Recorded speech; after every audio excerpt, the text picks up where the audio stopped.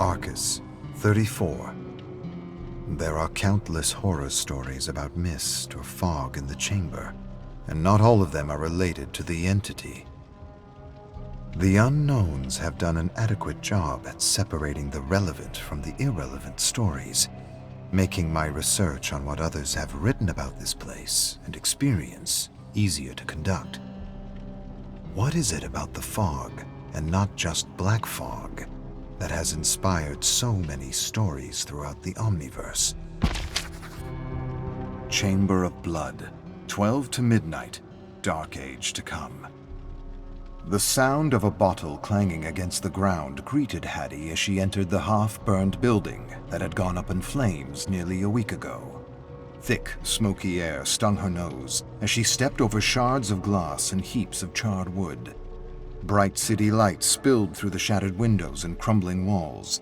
Carefully, Hattie picked her way across the floor toward the elevator, where she found the door leading to the stairs. A sign on the door warned her that the entire structure would be demolished in the morning. There's still time, she thought as she ascended the narrow stairs. I've got a few hours to convince Max that he's not crazy, that he's not losing his grip on reality, and that something is happening to our world, something only a few of us can see and feel. Hattie reached the last door at the top of the stairs and pushed her way onto the roof. There she spotted a man sitting on the ledge with thick, tangled hair and a weathered army jacket, drinking himself to oblivion as he stared out at the bright lights of the city. She approached him slowly, and he didn't react or even turn to regard her when she sat down beside him. She merely sat in silence, listening to the police sirens wail in the distance over the horns and the muffled music coming from the clubs and bars below. At last, she said, "I thought I'd find you here." Max took a few swallows of rum. "I don't know you." "But I know you, Maxwell." "I don't care where you're from. I don't want to talk." "Yes, I can see that. You want to drink." "Perceptive," he said sarcastically, then extended the bottle toward her. "You're welcome to join." "No, thank you, Mr. Holt." "How do you know my name?" "I know much more about you, Max." "You CIA? FBI?" "If I were, you'd already be dead," Hattie said. "You were an Olympic biathlon athlete. You were a soldier. Iraq, Syria, Afghanistan. You left the military after an incident, and after that you kind of pulled yourself off the grid." "You know how to use a search engine. You get a gold medal. Now leave me alone to my quiet time." Max raised the bottle and took another swig. Hattie narrowed her eyes and looked to the shadows on the roof beyond him. She couldn't see anything, but she could hear disembodied voices talking to him. She shut them out, then leaned closer to him. "I know you see and hear things others can't. I know they follow you. I know you want them to stop. And I didn't get all that from a search engine." Max lowered the bottle from his lips and fixed his gaze on a couple arguing on the sidewalk below. "You don't know what I hear, what I see." "Things from another place, another world, another realm." Max swallowed a growing lump in his throat. Hattie paused, then continued. "Something otherworldly attacked your unit, and you survived because of your abilities, and now no one believes a word of it. You were ridiculed, discharged, and silenced with an endless supply of opioids to fog your memory and neutralize your questions." Hattie stopped as his eyes filled with tears. "You're not crazy, Max. You saw what you saw, and no drug or drink in the world will relieve the guilt or stop the nightmares. And that's why you're here, isn't it? Waiting for morning to make it all stop." Max cleared his throat. "What do you want?"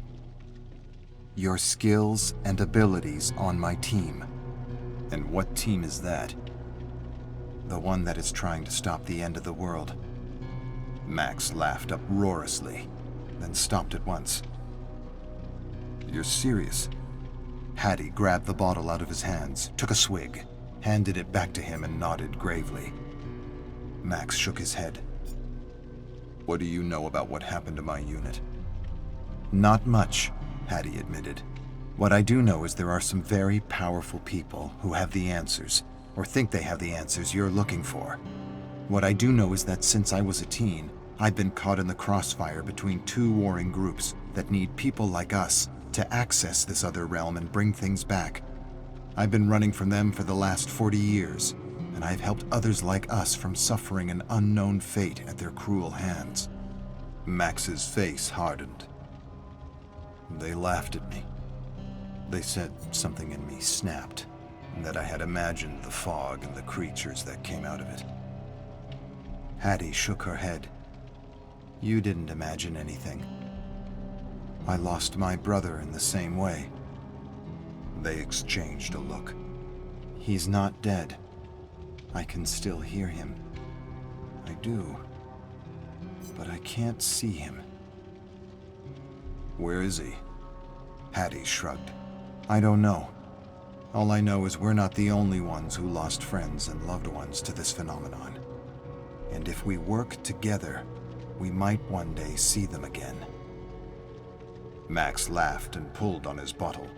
"So you're recruiting me? Is that what you're doing?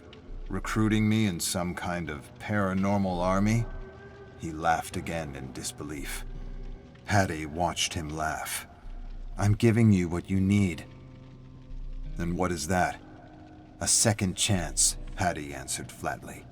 "Purpose, meaning, a chance to save others from being murdered or used by the same assholes who are coming for you right now as we speak." Max laughed. "What are you talking about? Who's coming for me?" "I have a list." Hattie broke off abruptly.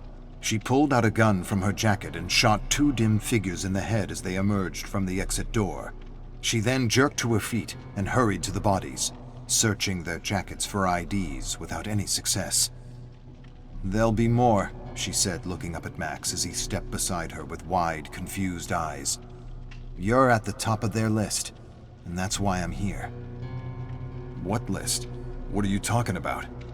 "Follow me," Hattie said, "and I'll explain everything."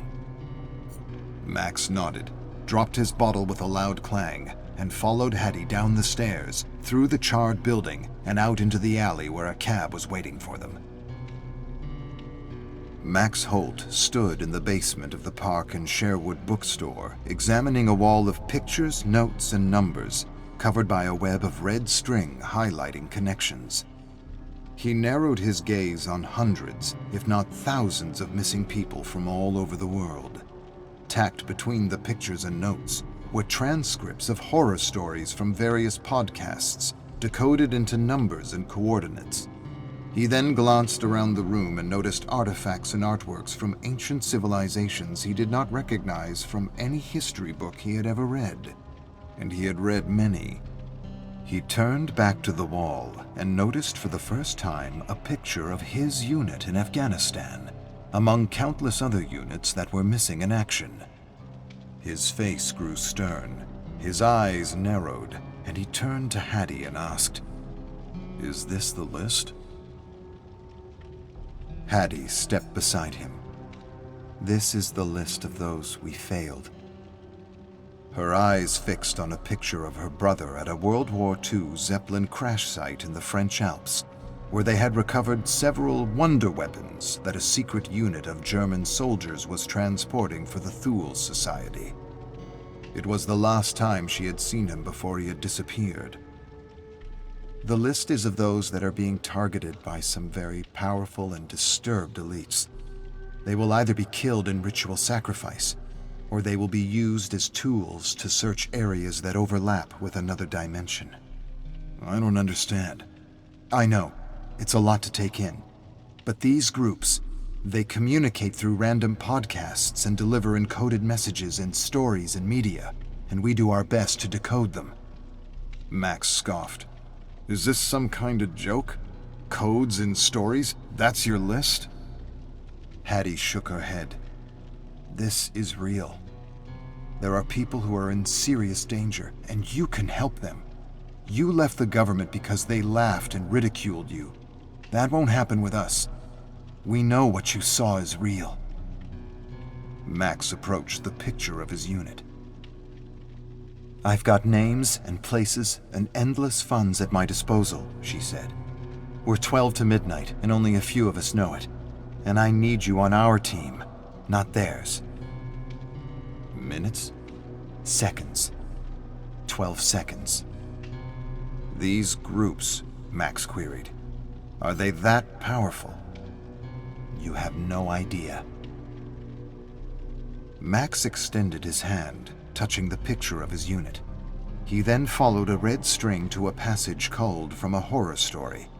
From the passage, he followed yet another string to a series of numbers, the time, day, and place the creatures in the fog attacked them.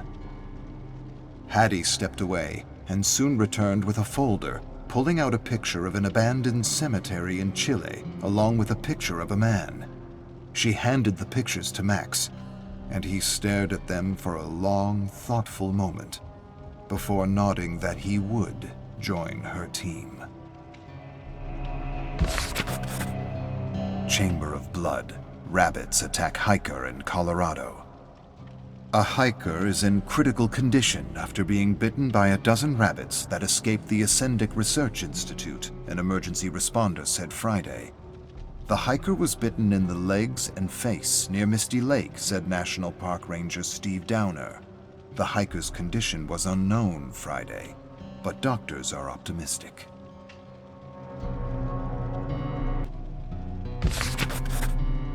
Chamber of Blood. The Red Crane. Veil of Blood 1. Several paths led to the harbor where peasants and merchants had witnessed the strange appearance of a foreign ship. They discussed the ship and the arrival in the surrounding villages with mingled anger, fear, and curiosity. Most believed the foreigners were here to disseminate contraband and rob their beloved land of precious artifacts. Many believed a band of thieves was selling these precious goods to these foreigners in exchange for their weapons.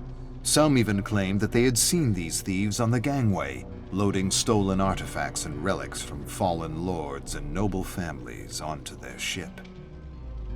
Saku Nakano stood in the moonlight, considering her options. There was the long and safe route along the dirt road, and there were shorter routes through the dark and deadly woods, where many unlucky villagers had been killed by creatures, it was said, not of this world.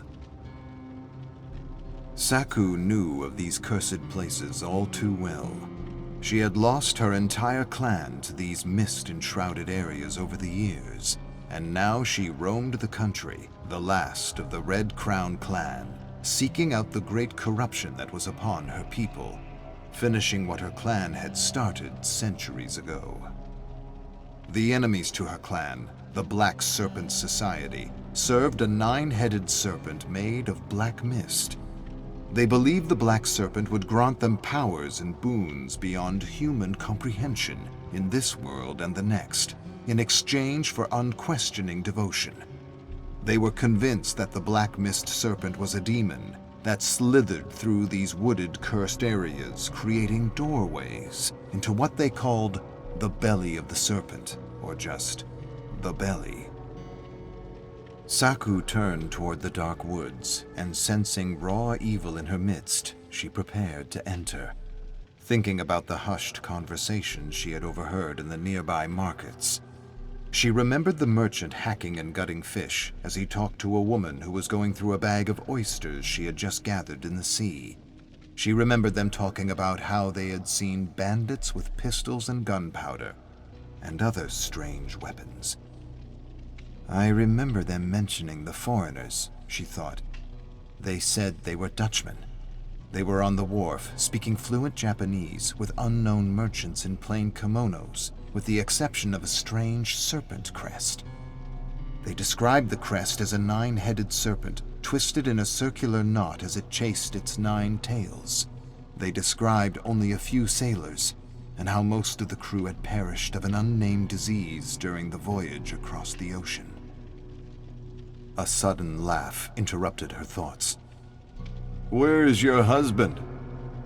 A man in a plain brown kimono looked her up and down in the pearly light of the moon as he approached her. Saku met his gaze, but did not react or respond. The man placed his hand lightly on the hilt of his sword as he continued to appraise her. She was tall and lean, with strong, sinuous arms and piercing dark eyes. She had long, black-oiled hair gathered in a perfect queue, doubled over and tied neatly with a red and white sash. She wore thong sandals and a simple black kimono. A vibrant red sash around her waist held two scabbard swords. One sword was short and straight. The other was long and curved at the tip. "Where are your papers?" The man edged closer to her with dim recognition in his eyes. He had heard rumors of an Onimusha in a black and red kimono roaming the land, destroying the wicked while protecting those who could not protect themselves. Or did she roam the land seeking justice for her butchered clan? Or was she a bandit leader who raided and pillaged villages? The man couldn't quite remember what he had heard, and he had forgotten the name people had given her. It was related to her clan and its origin. That much he knew, but not much more. It would have helped if he had paid closer attention when his wife had been discussing her many adventures with her sisters. But he had ignored most of the stories as exaggerated gossip and legends, not unlike that other samurai that everyone called a demon. There was no such thing as a demon samurai, and there was certainly no such thing as a woman samurai that could perform all the feats the stories claimed she had performed. Saku breathed deeply and placed her hand near the hilt of her long sword. "Do you not see I am addressing you? Where are your papers? Answer me, With impossible speed, Saku whirled her sword in a gleaming silver arc, and the man's torso toppled off his hips, and a fountain of warm crimson fed the ground. The twisted mouth twitched as it sputtered bile and blood and tried to make out the words, "Red Crane." He had remembered, a moment too late. Returning her sword to its scabbard, Saku sighed and said an inward prayer for the brute. Then she stepped over his jerking torso and entered the belly of the serpent. With careful, silent steps, Saku pushed smoothly through the belly, paying close attention to the lurking black mist slithering through gnarled trees that seemed to shift and waver with her every step, as though to intimidate her. "Don't make a sound," she thought, stepping down a slope through noiseless shadows toward the sound of waves crashing against rocks. She was close to the wharf. She could smell the seaweed, fish, and salt in the air. There was also something else, a strange heaviness in the atmosphere. Staring up through the shaking canopy, she saw thick clouds marching across the sky. She sensed the floor moving and looked down to see her legs completely submerged in the creeping mist. A moment later, a branch cracked not 10 paces away, and she knew she wasn't alone anymore. Saku neither ran nor hid. She froze, closed her eyes, listening carefully for threats approaching through the black mist that heaved and moved as though it were alive. Saku knew she was somehow, as difficult as it was to explain, in two worlds at once. And she knew there were demons and monsters in the other world that hunted within these overlapping areas. Saku didn't know much about this other world. What she knew, she had learned from her mother and father. The Black Serpent Society, they had once explained, believed the Black Mist Serpent was a living deity that consumed people, towns, civilizations, and worlds. The Black Serpent Society believed that within the belly there was lost knowledge and power from all these consumed worlds that could help them usher in a golden age of peace, prosperity, and abundance. Their dedication, their devotion, their ritualistic killings were, in the end, for the betterment of humanity. The Red Crown clan, however, believed the promise of a golden age was nothing more than a cosmic ruse, a shiny gold lure to snag minnows, fish, and whales in the abyss. With a deep breath, Saku sensed the threats were gone. She opened her eyes and continued through wavering light and shadow as the wind began to pick up and the mist grew thicker. But then she stopped suddenly when she heard a familiar roar. A thunderous roar that seemed to shake the world. This time, she didn't close her eyes. She didn't run. This time, she silently lowered herself by a tree as she heard the pounding footfalls of a giant samurai in shiny green and gold armor approaching. She heard him smashing bushes and trees with his kanabo as he searched for her in the shadows. She knew without seeing him that she was being hunted by the samurai that had been corrupted and turned into a demon by the Black Mist Serpent. Her sister had told her many tales about this samurai, how he had once been a man of honor and conviction, how he had hunted and executed corrupt merchants and false samurai, how peasants and villagers began calling him a demon because of his savage methods, and how he had ultimately been turned into the very thing he hated most, the very thing the stories depicted him as, the Oni Samurai. The very same Oni her sister savagely battled long ago when they had been caught in the mist. She had escaped, her sister hadn't, and now all she wanted to do was take down this demon and make him tell her where she was. But Saku knew better than to lose herself in the past.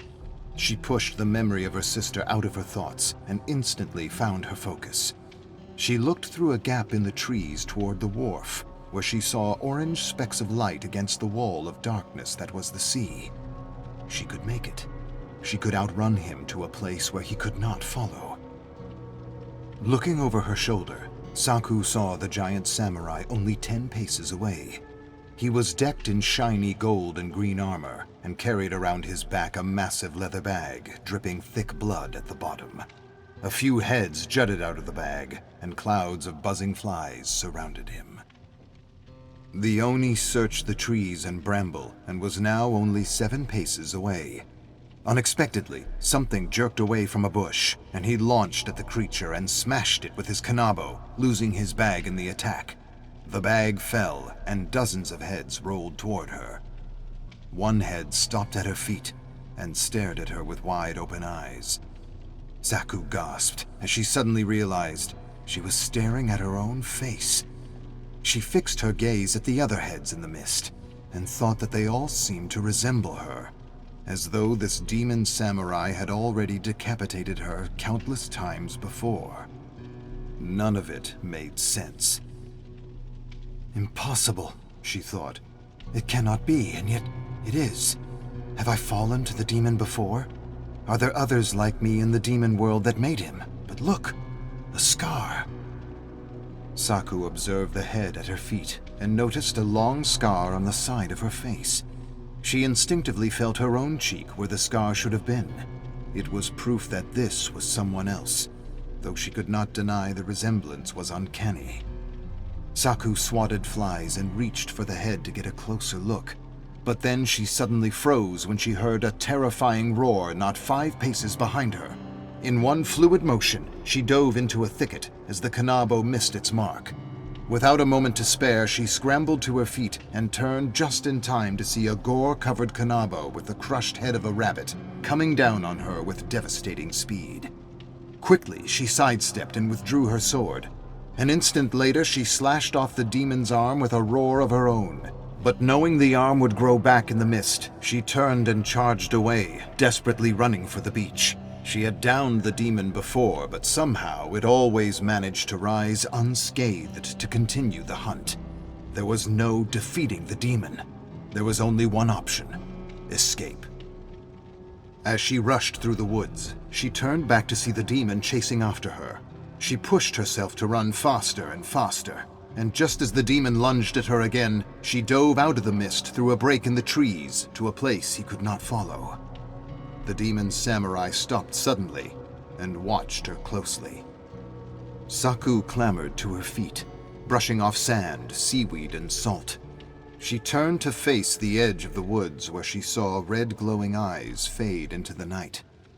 Then she heard the crunch of rocks behind her, followed by a clicking sound.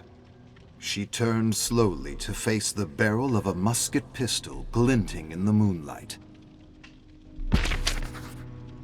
Chamber of Blood, the Red Crane, Veil of Blood 2.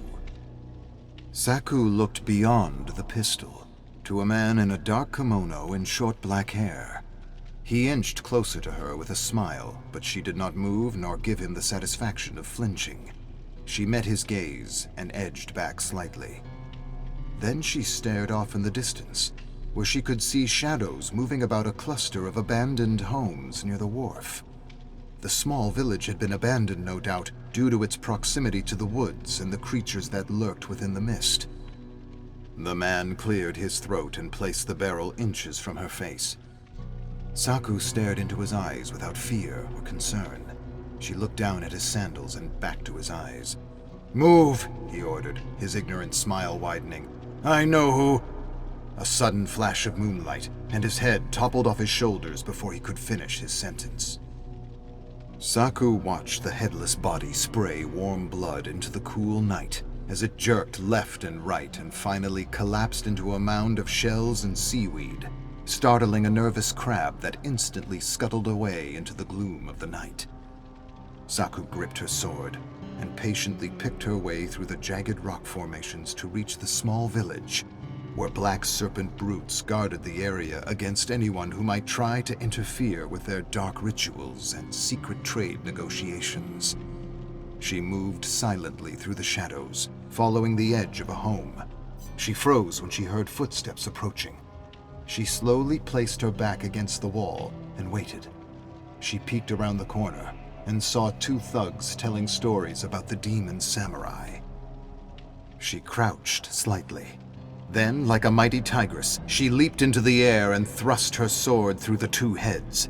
They jerked violently, then collapsed when she pulled her sword from their skulls. She took a moment to survey the area, then made her way noiselessly to the wharf, where three thugs laughed and made jokes about the strange red alcohol the foreigners had shared with them. She held her sword firm, and she started toward them, practically gliding with quick, smooth steps. Just as one brute turned to meet her focused gaze, she lunged with blinding speed and... Three headless bodies suddenly staggered stupidly in the dark and collapsed into each other, with arterial blood spraying darkness against the bright light of the moon. Wiping warm blood off her face, she climbed a series of crates, moved past a clump of fishing nets, and crouched by the gangplank. She listened carefully for movement and heard steps just above in the ship. When the footsteps receded to silence, she moved stealthily up the gangplank and halted, scanning the ship, spotting one thug sitting cross-legged on a crate. Beside him were several other crates bearing the VOC logo and name of the Dutch East India Company. Carefully, Saku embarked on the ship and moved toward the brute. But just as she prepared to pounce, she heard a click, followed by a high-pitched wheeling sound. It took her less than a moment to understand she had been lured into a trap, less than a moment too late. Before Saku had time to react, she felt the heaviness of a net collapse over her as dozens of thugs surrounded her with dirty looks and curses. She then watched the sitting thug, the leader of the group, turn to face her. The leader smiled, stood briskly, and laughed. "We thought you might show up," he said as he approached her. He made a quick wave with his hand, and the thugs instantly trained musket pistols on her. "You've been quite busy interfering with our good work." She didn't respond, but she pushed and pulled against the net to gauge its strength. She glared at him as she realized this was no chance ambush. The Black Serpent Society had been tracking her and had somehow managed to trap her. The leader shook his head at her. "Your clan is destroyed. Your weapon is irrelevant and outdated. You're outnumbered and trapped, and still you think you can do the impossible." This will be difficult, she thought, but not impossible. I've been in worse situations and survived. Saku inched closer to the leader as he smiled at her. She believed his reluctance to shoot her was evidence that they wanted her alive for one of their rituals. The leader motioned to all the thugs and laughed again. Saku gritted her teeth and studied the thugs as they slowly closed in on her from every direction. She looked into the leader's thieving dark eyes and saw all the lies and treachery of the Black Serpent Society. Then, looking beyond his eyes, she visualized herself triumphing against her enemy, leaping from thug to thug, cutting them down with her sword like weeds. Suddenly, the leader barked orders, snapping her back to reality. The thugs inched closer to her with hideous smiles and wide, nervous eyes. "Surrender willingly," the leader said flatly, "and we will reunite you with your clan, as misguided as they may have been." Saku understood his meaning. He believed their rituals would open a doorway into the nameless realm, where they were supposedly trapped and cursed to live out an endless cycle of life and death for reasons beyond comprehension. Saku didn't know what to believe. What she did know was that she wouldn't allow these thugs the satisfaction of serving her on a sacrificial platter to the darkness they served and she had promised to destroy. She had made an oath long ago as a member of the Red Crown clan to cleanse the world of the reeking corruption that was the Black Serpent Society, and she planned to honor that oath. With the strength and power of her ancestors coursing through her veins, Saku instantly rushed forward, her hand thrusting through the net. Powerful fingers grabbed the leader by the scruff of his kimono and pulled him in. Then, using him as a human shield, she whirled as pistols fired and balls ripped through his belly, chest, and skull. Through the rising smoke from the pistols, Saku could see the thugs trying to reload. Without a moment to lose, she tossed her busted and shredded shield to the ground, and with difficulty, she sliced through the net with her sword. A moment later, she was a hurricane of death and destruction, leaping from thug to thug as her hissing blade painted the deck red. The thugs didn't know what to do. They were too stunned to react. It was like fighting a ghost, a monstrous shadow, a formless mist with swords for claws. Their futile attempts to parry her attacks with pistols met empty air as limbs fell and heads rolled. It was a horrible nightmare, as if by some strange, ironic twist of fate, the Red Crane actually drew her power from the Black Mist Serpent, so that she was somehow a servant of the very darkness she had sworn to eliminate. When the last thug fell with a gasp, Saku found herself surrounded by blood and carnage. She took in the stench of gunpowder as her gaze slowly lowered to a thug groveling like a maggot. She had sliced his legs at the knees, and he was crawling away with nervous elbows that slipped with every move in the growing pool of blood. Wiping the gore off her face and kimono, she blocked his path and crouched to face him.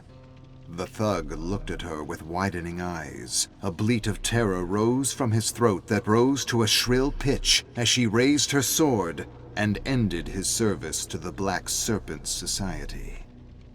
Saku rose slowly and, searching the ship, spotted a cluster of oil lamps glowing and flickering atop a crate.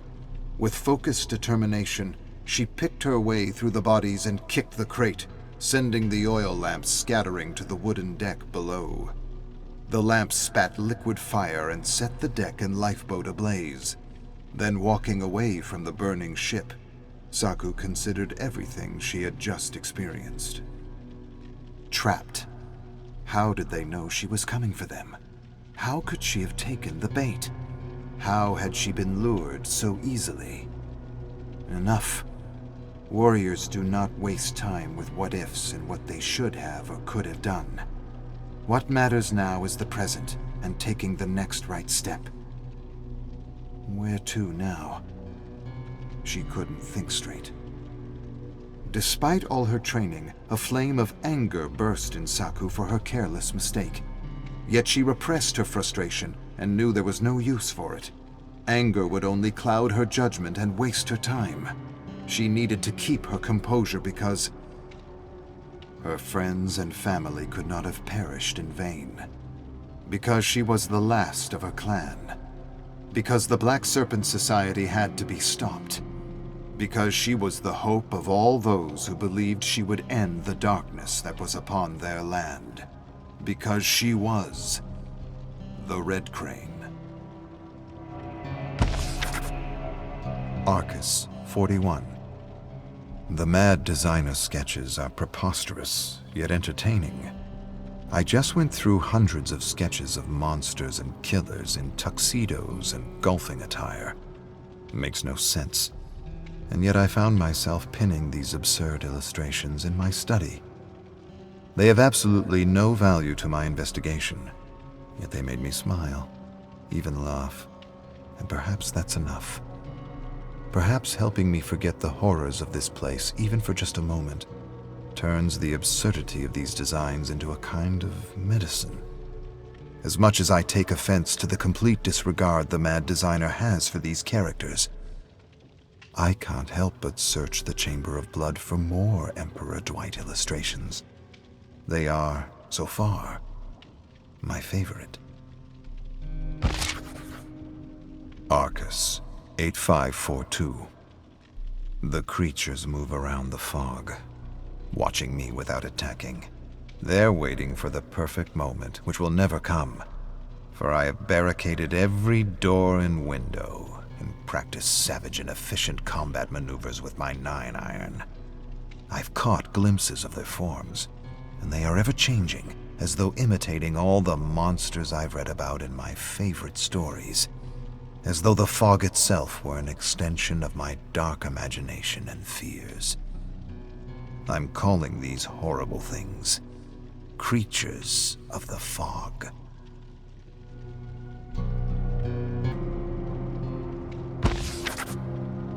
Chamber of Blood, Deja Vuism.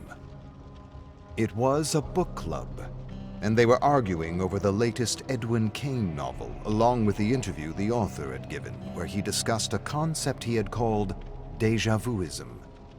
He put forward the theory that our brains are biological quantum computers with vast networking abilities beyond our current understanding of physics.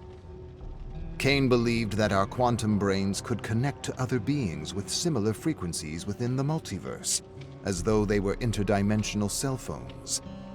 The club members, who discussed these theories and how they sometimes felt their inner voice was another version of themselves, advising them from another time or place, began telling stories about instincts, gut feelings, and déjà vu experiences that felt all too real.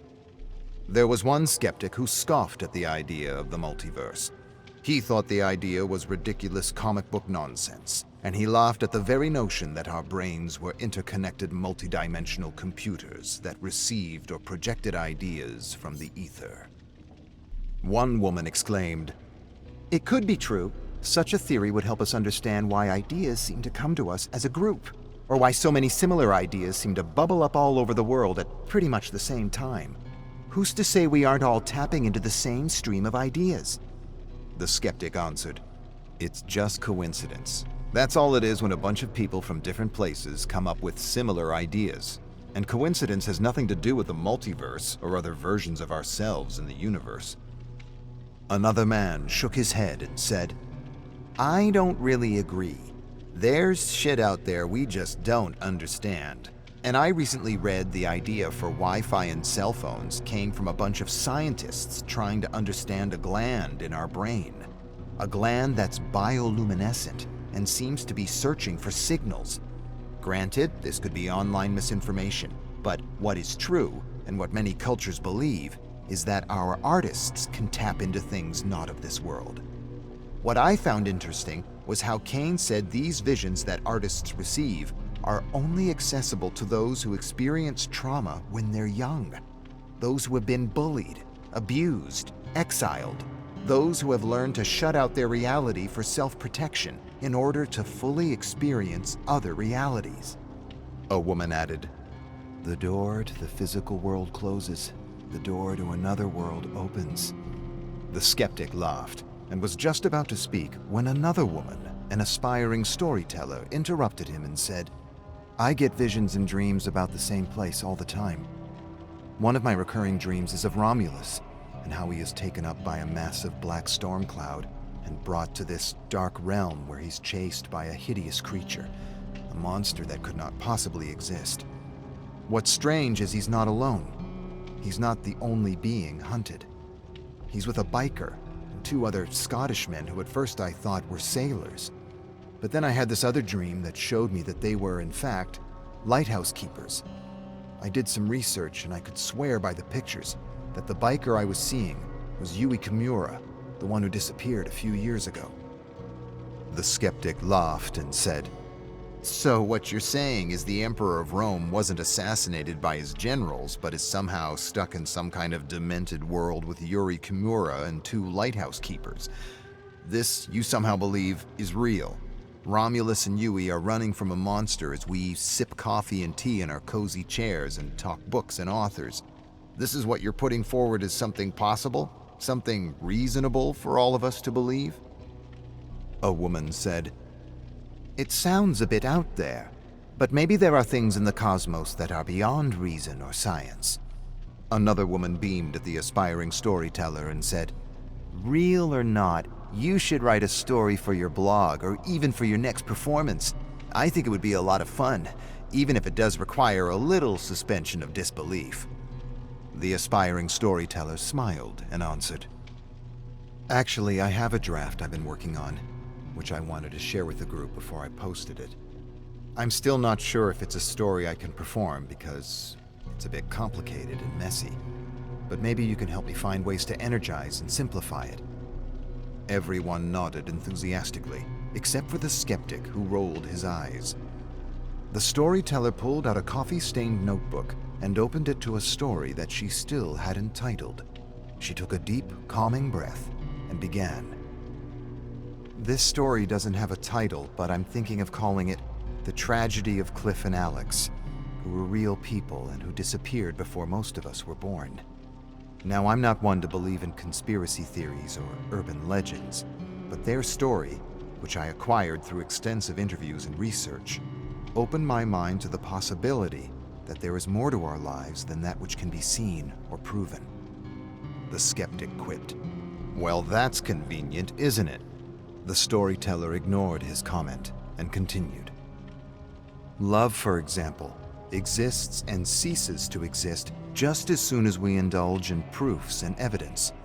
As soon as there is doubt, as soon as there is a need for proof, love is dead.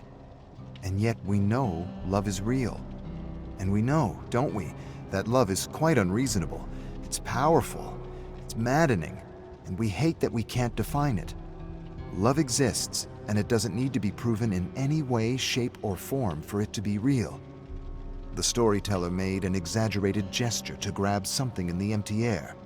And yet, just as soon as you try to grasp it, it tatters at the touch. Cliff Barra always loved horror movies. He started making scary movies when his father bought him his first Super 8 camera. And so it comes to no surprise that he grew up to be a famous director who translated his favorite Gothic novels and horror stories to the silver screen. It's also no surprise that when he met Alex DeMauro, an equally famous art director known for his brilliant and visionary production sets and costume designs, that they were instantly smitten with one another. Together, it's safe to say, they produced some of the scariest and most iconic films to date. But all this changed when Alex suddenly disappeared while on set, in a rolling cloud of black fog the crew insisted they had not designed. From that point on, the movie stopped. A great heaviness came over Cliff as he found himself confronted by the horror that he would never see Alex again. He turned his back on his friends, his career, his life, and he became possessed by an obsession to find out what had happened to Alex. Investigations into this strange fog led him to a group of people searching for missing loved ones.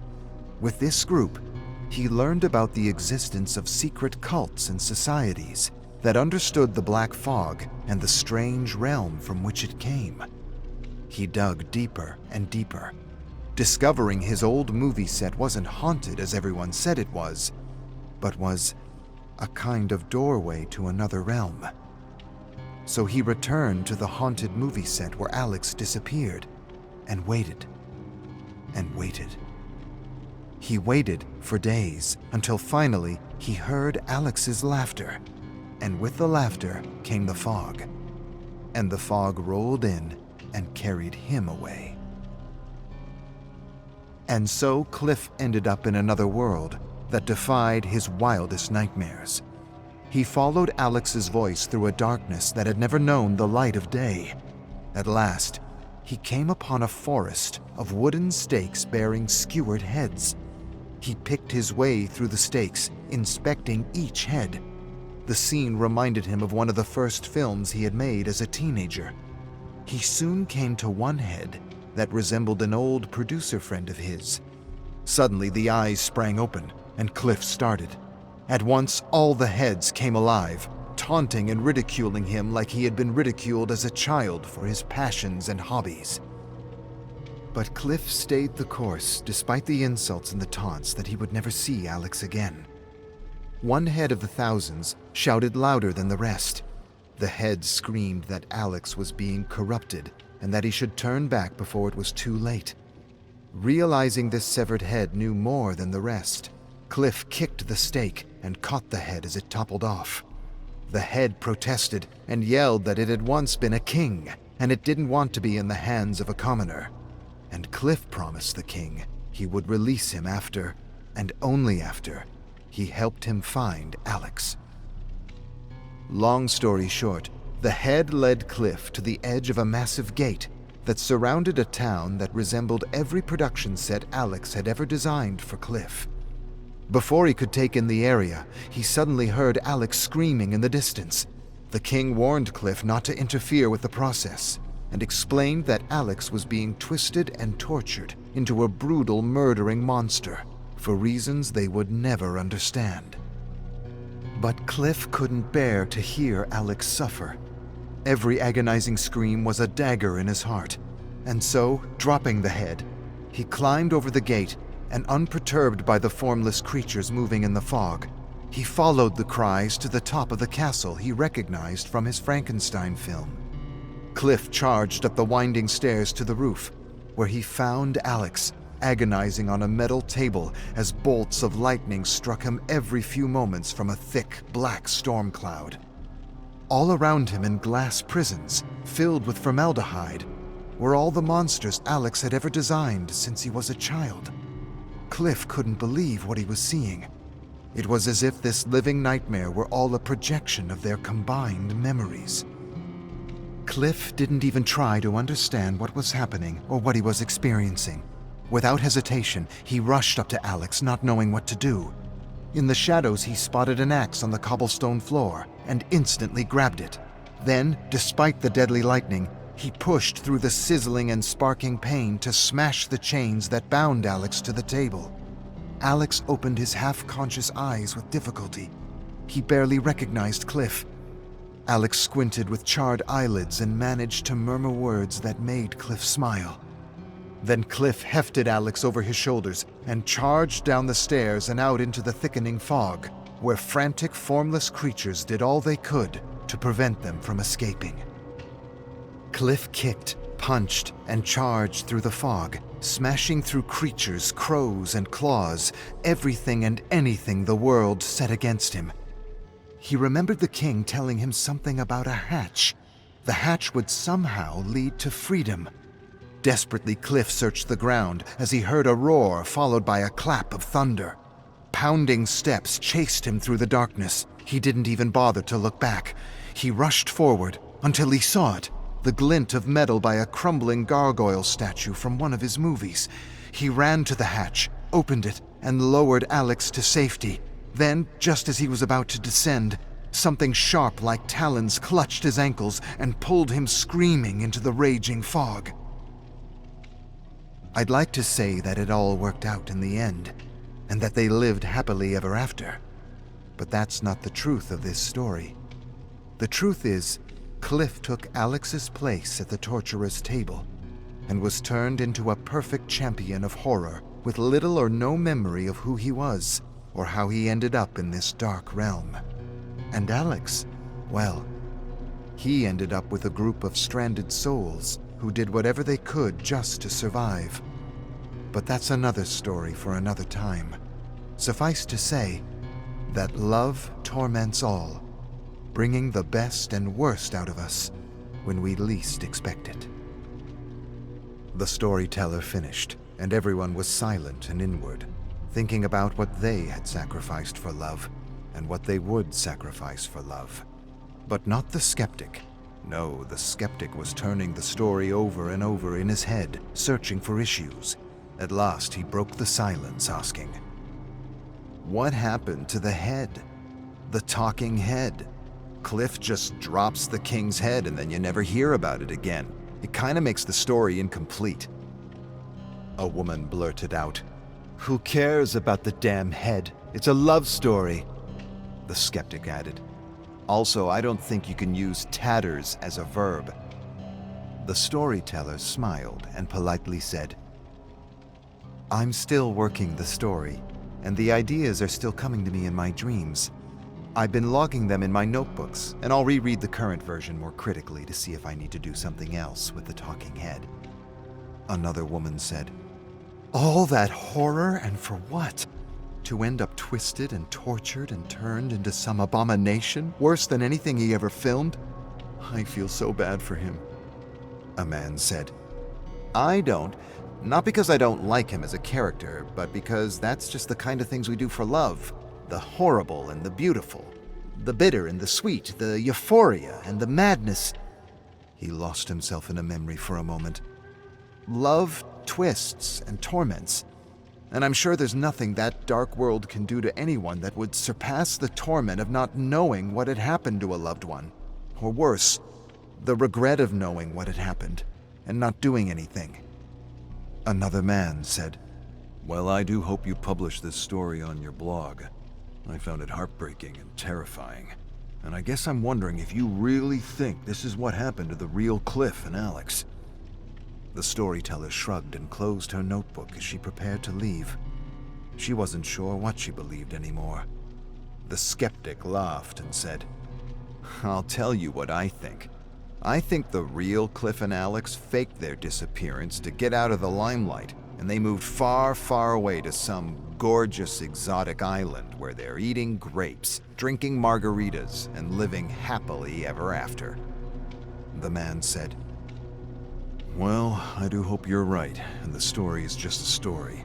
But if you're not, well, I hope Alex will one day be able to do for Cliff what Cliff did for him."